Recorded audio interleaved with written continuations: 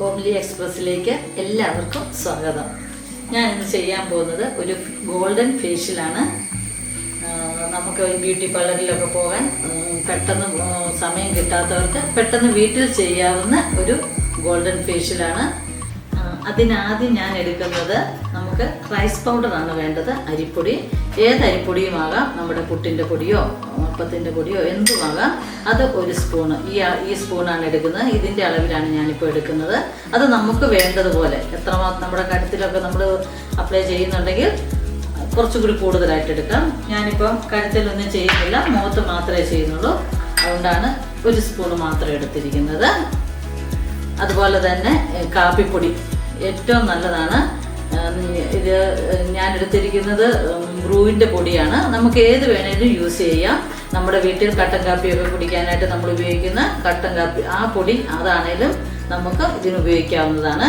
അത് ഒരു സ്പൂണ് ഇതിലേക്ക് ഇടുക. അതിനുശേഷം നമുക്ക് വേണ്ടത് തൈരാണ്.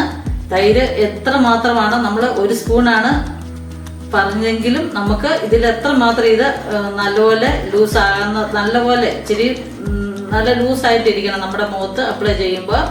അപ്പം കുറച്ചും കൂടി ഞാൻ ആഡ് ചെയ്യുകയാണ്. ഒരു സ്പൂൺ എടുത്തതിന് ശേഷം കുറച്ചും കൂടി ഞാൻ എടുക്കേണ്ടി എടുത്തു.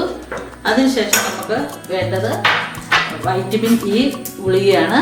അത് ഒന്നോ അല്ലെങ്കിൽ രണ്ടോ ഇടാം. പക്ഷെ ഞാനിതിൽ ഒരെണ്ണം മാത്രമാണ് ആഡ് ചെയ്യുന്നത്. ഏറ്റവും നല്ലതാണ്, മുഖത്തിന് ഷൈനിങ് ഒക്കെ വരാനും ഒക്കെ ഏറ്റവും നല്ലതാണ്. നല്ലപോലെ യോജിപ്പിച്ചതിന് ശേഷം നമ്മുടെ മുഖം ഒന്നെങ്കിൽ കടലമാവ് അല്ലെങ്കിൽ റൈസ് പൗഡർ തന്നെയാണെങ്കിലും മതി, അത് വെച്ച് നല്ലപോലെ ആദ്യം ഒന്ന് വാഷ് ചെയ്യുക.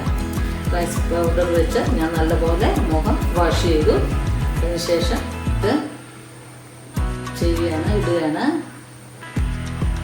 കണ്ണിൻ്റെ ഭാഗത്ത് ഇടരുത്.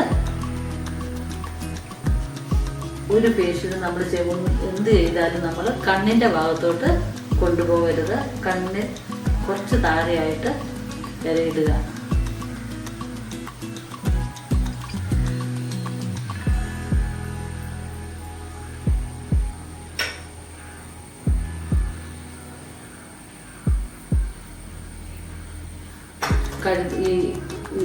ഇത് കഴുത്തേലും ചെവിയിലും ഒക്കെ ചെയ്യുന്നത് നല്ലതാണ്.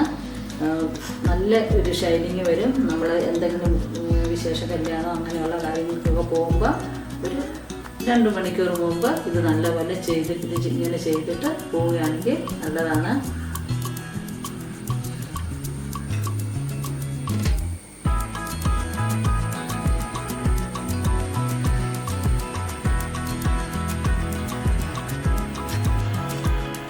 നമ്മൾ ഇതുപോലെ എല്ലായിടത്തും ഒരുപോലെ നല്ലപോലെ അപ്ലൈ ചെയ്യുക. അതിനുശേഷം ഒരു 15 അല്ലെങ്കിൽ 20 മിനിറ്റ് വരെ ഇത് വെക്കുക. ഇത് ഡ്രൈ ആകാൻ അനുവദിക്കരുത്. ഇനി 20 മിനിറ്റ് കഴിഞ്ഞ് പോവുക.